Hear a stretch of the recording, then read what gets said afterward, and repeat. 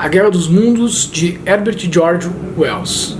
Livro publicado em 1898, ali na virada do século XIX para o século XX, e que influenciou filmes, séries, outros livros, uma série de produções não só de ficção científica, mas que tratam da questão existencialista e também filosófica, uma série de questões humanistas. Esse livro aqui, embora trate de ficção científica, ele nos faz pensar um monte de outras coisas, e é por isso que eu trouxe ele para conversar contigo.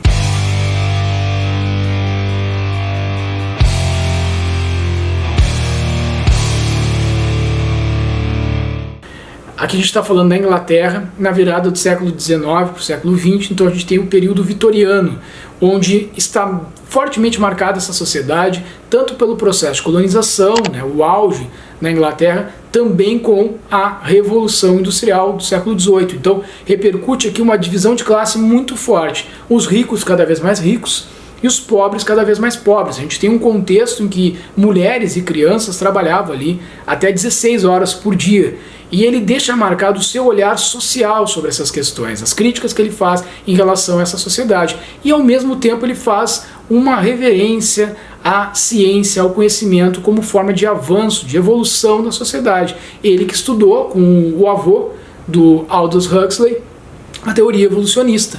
Então era uma pessoa muito estudiosa, Wells. Ele tinha um estudo muito forte de biologia, mas ele era bastante voltado também para questões sociais. Por isso que na obra, a obra basicamente, a história que se passa ali na Inglaterra, embora chame-se Guerra dos Mundos, a guerra como um todo, toda a narrativa se passa na Inglaterra, lugares inclusive onde o autor morou, e ele até faz referência aqui em algumas dessas cidades, que ele narrou a destruição delas, que ele se imaginava ali, ele é muito atento a essa descrição desses locais, então ele brincava até um pouco com isso, né, que ele destruiu as cidades onde ele morava, e o personagem ele passa durante todo o texto aqui, a história, a narrativa, fugindo desses seres alienígenas que vieram de Marte devido à degradação do meio ambiente lá naquele planeta. Então eles fugiram de lá e vieram para a Terra porque eles já não tinham mais condições de vida lá.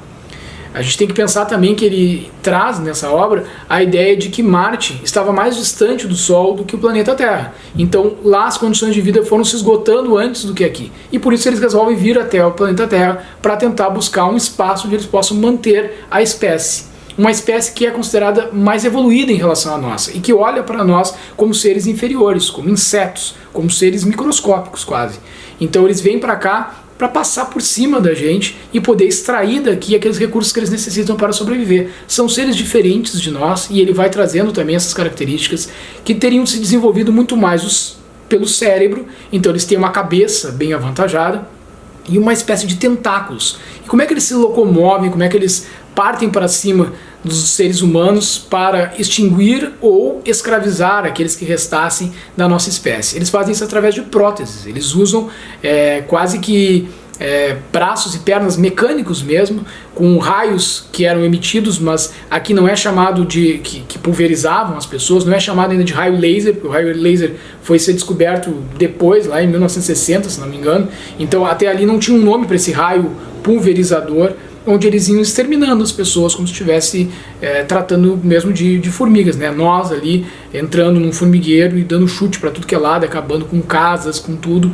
E aí ele vai trazer essas questões aqui, então, dessa inferioridade nossa em relação a esses seres que não tinham músculos, que não tinham sistema digestivo, que não se cansavam porque eles justamente não precisavam fazer a digestão, eram seres assexuados, então não tinham entre eles relações de ciúmes, de posse, de necessidades, de desejos que poderiam interferir no processo deles de trabalho, de manutenção do foco naquilo que eles precisavam fazer, que era garantir a sua sobrevivência. Então, vejam bem, tudo isso está por aqui sendo problematizado. E esse outro, esse ser, que para nós era inimaginável, ele coloca uma série de questões existencialistas. Ou seja, as pessoas começam a passar umas por cima das outras, não existe mulher, não existe criança, no meio do caos não há prioridade, e sim só a busca pela sobrevivência. E o autor narra isso. As pessoas ficam migrando de um lugar para outro. De início eles não estavam dando muita bola, eles tinham uma preocupação maior que a Alemanha pudesse invadir a Inglaterra, e aí já entrando nesse contexto pré-Primeira Guerra Mundial, eles tinham mais medo dos seus semelhantes do que propriamente de um outro, um desconhecido. E esse outro, que está lá no âmbito do simbólico, ele, em alguns momentos, ao ser contextualizado aqui, descrito, ele vai deixando pistas de que esse outro um dia pode vir a ser nós. Quem nós vamos nos tornar com a evolução da espécie? O que vai restar de nós? E essa questão dos corpos, não existirem corpos físicos, né? Ou seja, esses seres serem mais seres que utilizam próteses para aquilo que é necessário, para o que nos causa esforço, nos causa desgaste, isso é feito de uma forma a nos lembrar a própria maneira com que a gente tem lidado com essas questões, ou seja, o corpo humano, né? A busca por um corpo perfeito, cada vez mais forte, cada vez mais belo sobre a nossa perspectiva, mais útil para essa sociedade. Então isso aqui é levado na enésima potência, né? E tratando disso, obviamente ele vai tratar das relações humanas também. Então o personagem principal não tem nome, mas ele narra a sua saga pela sobrevivência, onde ele leva a esposa para casa de um primo, e ele narra também, em paralelo, a história da sobrevivência, da busca pela sobrevivência do seu irmão, que em outra cidade, em outro contexto, também fugiu da invasão desses alienígenas.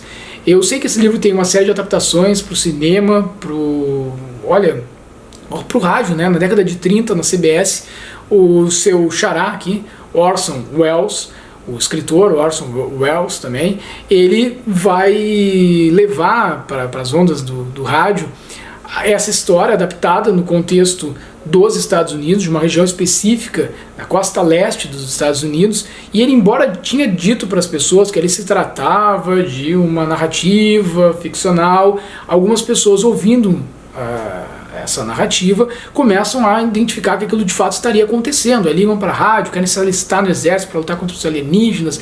Há um grande alvoroço, inclusive esse acontecimento aí é marcado na história do rádio, quando se fala um pouco da história do rádio, porque esse é um episódio que mostra a nossa relação com os meios de comunicação.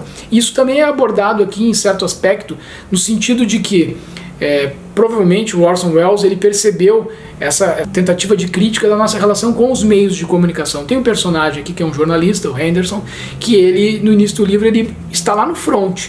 Ele está buscando levar a narrativa do acontecimento direto do front, direto do lugar onde estavam caindo as primeiras espaçonaves, onde os primeiros seres estavam saindo, e saindo dali sem conversa, né? Saindo dali para matar as pessoas.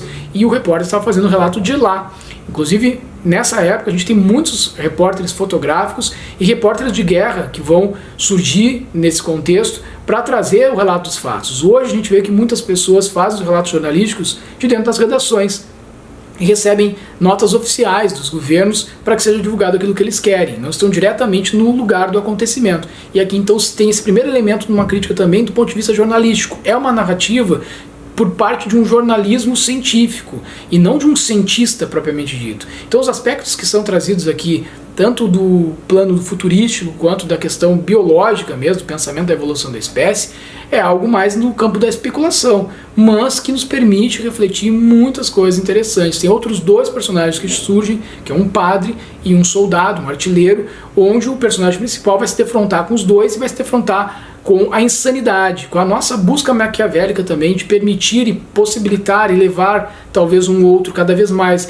a loucura, a insanidade, para manter a nossa própria integridade, para manter a nossa própria sanidade. E também na relação de uma visão de como nos adaptaríamos a uma sociedade como essa, né? A coragem de nos adaptarmos a isso, de vivermos, sei lá, como ratos, como alguém que vive à espreita, nos esgotos, para poder bolar um plano ali maquiavélico e tentar voltar a ter minimamente uma condição de vida onde nós fôssemos senhores de nós mesmos. Então, tudo é adaptável ou tudo é o fim, tudo é o caos e nós estamos sendo punidos por alguém, por um ser supremo.